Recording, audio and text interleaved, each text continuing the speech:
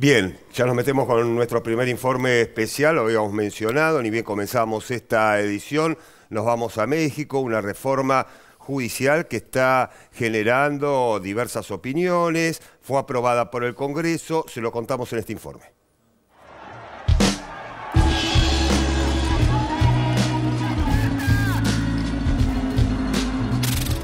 La controvertida reforma judicial aprobada por el Congreso en México, impulsada por el presidente Andrés Manuel López Obrador, convierte al país en el primero en elegir por voto popular la totalidad de los jueces. La iniciativa fue impulsada por AMLO en un contexto de enfrentamiento con el Poder Judicial y presentada en el Parlamento en febrero de este año, cuando no contaba con los votos suficientes. El conflicto del mandatario con la Suprema Corte de Justicia de México surge del freno que le impuso a determinadas iniciativas energéticas e impositivas. Para la presidenta del máximo tribunal mexicano, Norma Piña, autodefinida y reconocida como progresista, la reforma aprobada es más política que técnica y remarca que le quita poder a la Corte al someter sus cargos a elección popular. La demolición del Poder Judicial no es la vía como se pretende. Si tenemos el valor y la voluntad real, hoy mismo podríamos dar pasos firmes para hacer los cambios profundos y necesarios para construir la paz, la justicia y la reparación que México tanto necesita. El trámite parlamentario no fue un lecho de rosas. Entre el martes y el miércoles se vivieron momentos de tensión, enfrentamientos y caos en el Senado. A favor 100% de la reforma del mejor presidente. En el inicio de la sesión, un grupo de manifestantes intentó ingresar al edificio y se enfrentó con la policía. La consigna de la protesta giraba alrededor de la defensa del Poder Judicial y la encabezaban empleados, magistrados, jueces y funcionarios judiciales que resisten la reforma. Queremos que el pueblo nos escuche, pero también los senadores nos escuchen. Por eso estamos manifestándonos en este momento, porque queremos ese diálogo que los legisladores ofrecieron y que nunca cumplieron. Y ahora está traicionando al pueblo, vendiendo su voto vergonzosamente para que esta reforma pase. Esta reforma nada más nos va a llevar a una dictadura. Producto de los disturbios, el presidente del Senado, Gerardo Fernández Noroña, decidió suspender la sesión denunciando a la oposición por intentar dar un golpe al Poder Legislativo.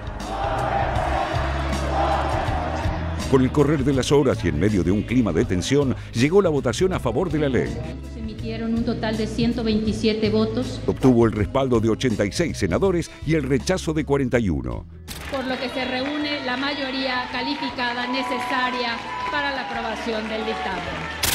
La mayoría parlamentaria necesaria para convertir en ley el polémico proyecto se alcanzó con el voto en bloque de Morena, el Partido Verde Ecologista de México, el Partido del Trabajo y el apoyo del senador Miguel Ángel Yúñez Linares, del Partido Acción Nacional. A estos votos se sumó la sorprendente ausencia en el recinto del senador Daniel Barreda, del opositor Movimiento Ciudadano. Para que se hagan efectivos en la Constitución mexicana los cambios aprobados, la reforma tiene que ser refrendada por la mayoría de las legislaturas estatales, lo que implica un respaldo de al menos 17 sobre 32 estados, situación que se da por hecha porque Morena, el partido de AMLO, controla esos parlamentos. Pero ya aprobados 18, o sea que ya es legal, porque el mínimo son 17. Pues sería bueno pensar en que se publique el 15 de septiembre, porque es una reforma importantísima. Es reafirmar que en México hay una auténtica democracia. Los puntos clave de la polémica reforma judicial son al menos 5. El primero es la elección popular de magistrados federales, jueces y ministros, incluidos los de la Suprema Corte de Justicia.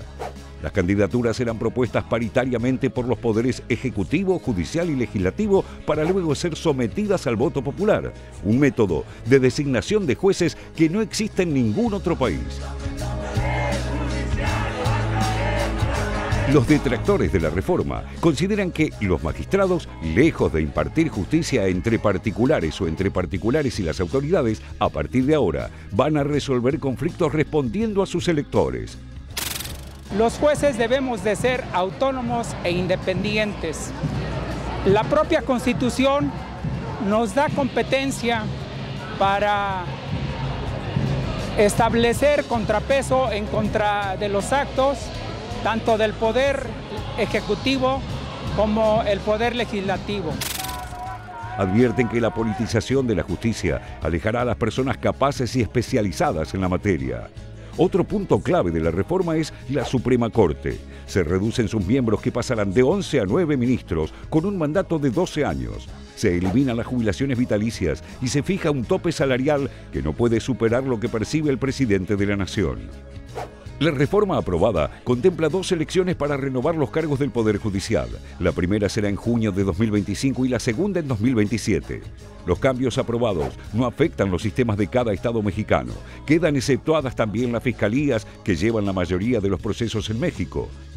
El amplio triunfo de Morena en las elecciones presidenciales del 2 de junio le permiten al presidente López Obrador llevar adelante este tipo de iniciativas. Creo que vamos a avanzar en México y vamos a dar un ejemplo al mundo, porque el Poder Judicial está más que demostrado, no imparte justicia. Los jueces, con honrosas excepciones, magistrados, ministros, están al servicio de una minoría rapaz que se ha dedicado a saquear al país. La ejecución de la reforma caerá en manos de su sucesora, Claudia Sheinbaum, quien asumirá los destinos de México el 1 de octubre.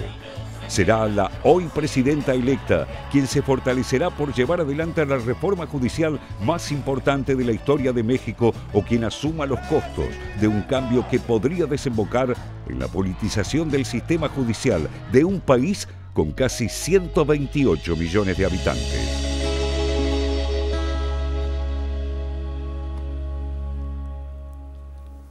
Bueno, allí, Leticia, en este informe especial explicábamos con detalle lo que significa esta reforma judicial para México y de qué manera se está aprobando en los diferentes estados. Así es, se tiene que ratificar en los estados después de que ya lo aprobó el Congreso mexicano esta reforma, que recordemos es una reforma constitucional. Totalmente, sí, claro, ¿no? Bueno.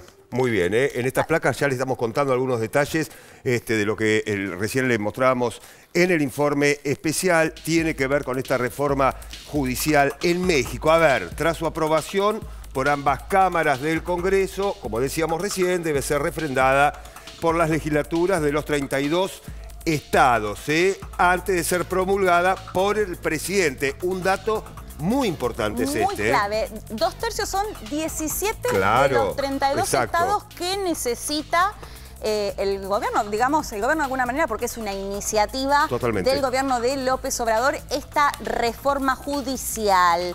A ver, seguimos con algunos datos. Desde la aprobación este miércoles, que lo decíamos a la madrugada, en el Senado Nacional, los congresos estatales sesionan de modo exprés para aprobar o rechazar la nueva norma. Esto es lo que está sucediendo ahora, en estos momentos, estos días, en las legislaturas estatales. Bien, veamos ahora cuáles son los estados que ya la aprobaron, 20 estados exactamente. Aquí están los 20 estados que ya aprobaron esta reforma judicial en México. Es decir, Pablo, que ya fue ratificada por los estados, porque decíamos necesitaban que 17 estados lo aprueben también en sus legislaturas, es decir, que ya se cuenta con la ratificación estatal que necesitaban. De todas formas, todavía hay estados que tienen que votar. En ese sentido, van a seguir, digamos, en estos días, y como lo contábamos en la placa, lo mostramos en la placa anterior, es un tratamiento express, es decir, que se espera ya que en las próximas horas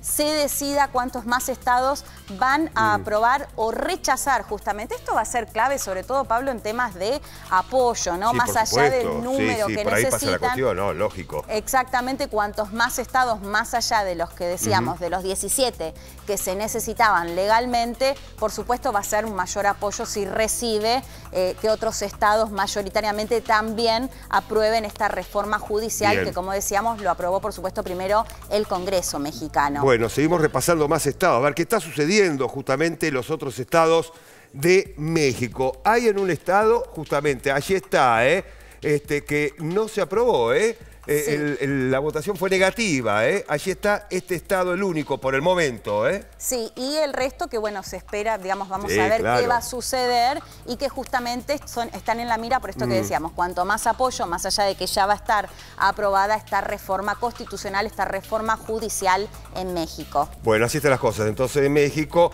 obviamente, una reforma judicial que está generando, como decíamos, Leticia, diferentes opiniones a favor, en contra, inclusive de los propios jueces, ¿no? Que muchos, recién lo escuchamos en el informe, ¿no? Han salido a expresar su opinión con esta reforma importante para México, histórica también, De hecho, han estado en paro, anunciaron recién ahora que van a levantar el paro en los próximos días, el sector judicial, que rechaza justamente esta reforma. A ver, lo contábamos y se veía claramente en el informe. Una reforma que Manuel López Obrador ya había anunciado que lo iba a hacer. Es una iniciativa del gobierno, un López Obrador que venía en disputa justamente con la justicia, sobre todo con la Corte, por considerar que le había impedido avanzar en algunos temas, sobre todo en lo que tiene que ver con la cuestión energética, entre otros, y se esperaba que esta reforma suceda después de la elección del 2 de junio pasado, que recordemos, no solo fue electa Claudia Sheinbaum, que va a asumir el próximo 1 de octubre, sino que también le permitió tener mayorías tanto en el diputados como en el Senado, más allá de que también recibió el apoyo de algún que otro senador opositor, pero esas mayorías le permitieron avanzar con esta reforma judicial de la cual ya venía hablando, digamos, hacía algún tiempo el gobierno.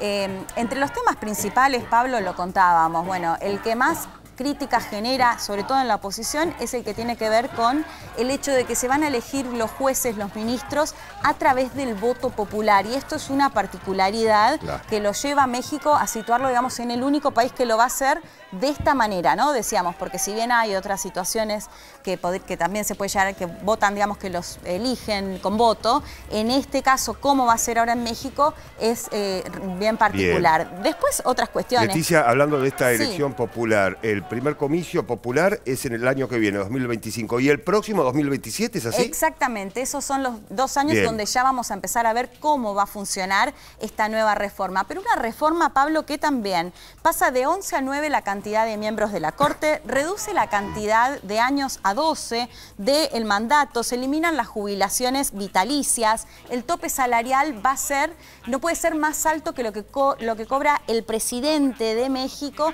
entre otras particularidades, bueno, entre otras cuestiones, digamos, de esta reforma, que si bien, por supuesto, como decíamos al principio, lo más llamativo tiene que ver con esta cuestión de que va a ser a través del voto popular. ¿Qué dice López Obrador? ¿Por qué sostiene que hace esto? Porque considera que de esta manera va a evitar que haya corrupción. Estas son las palabras en las que lo pone el presidente mexicano. ¿Qué dicen quienes se oponen? Que esto va a significar que se va a politizar el poder judicial, o que no va a tener independencia de la dirigencia política, o que incluso muchos jueces o muchos abogados y demás no van a querer ir al poder judicial por considerar que va a estar muy ligado al poder político. Hay que decir, Pablo, se da en un contexto en el cual, si bien en la región Latinoamérica se cuestiona mucho los liderazgos políticos, a los políticos en sí, el Poder Judicial, estaba viendo algunos datos, la CEP, por ejemplo, de Chile, el centro de Chile, sostiene que los chilenos confían solo un 16% en el Poder Judicial. Si nos vamos a Perú, Ipsos dice que desaprueban el 72% de los peruanos a su Poder Judicial y un 19% lo apoya. Quiero decir, hay en la región una desconfianza muy grande con el Poder Judicial y la pregunta de fondo, ¿no?, que surge siempre es si tiene que haber una reforma judicial. Bueno, acá se está llevando adelante, faltará tiempo para ver si funciona o no, o cómo se desarrolla justamente estas elecciones a través del voto popular en México. Un tema que iremos siguiendo, por supuesto, y seguimos hablando de México la próxima semana, con la expectativa lógica que la próxima semana está asumiendo la presidenta electa. Bueno, bien, recorremos el mundo ahora. Noticias internacionales, por supuesto, y luego Félix Taylor le adelanta lo que viene. Vamos.